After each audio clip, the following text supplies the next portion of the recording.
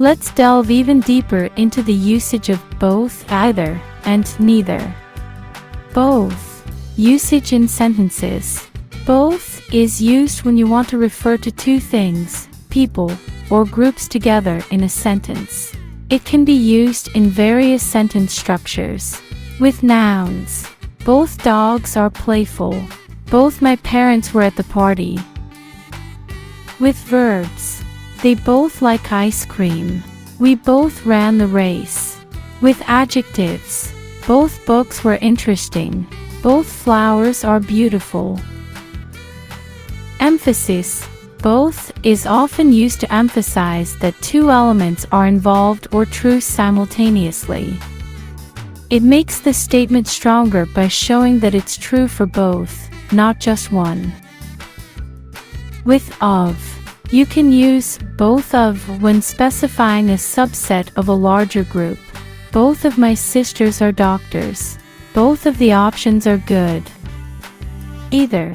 Usage in sentences. Either is used when you want to present a choice between two options or possibilities. It implies that one of the two options can be selected. It's typically followed by or. Choice. You can have either tea or coffee for breakfast. You can choose either to go to the beach or visit the museum. Emphasizing choices. Either is a useful word for emphasizing that there are only two options to consider. Extended use. While either is often used for binary choices, it can be used to present a limited selection of options. For example, you can choose either red, green, or blue for the color of your car. Neither. Usage in sentences. Neither is used to indicate that none of the options or possibilities is chosen. It's a negative form of either and implies that both options are being rejected. It is typically followed by nor. Rejection. Neither of the restaurants was open, so we had to find another place to eat. Neither of the choices seems appealing to me. Emphasizing rejection. Neither emphasizes that both options are unsuitable or unacceptable.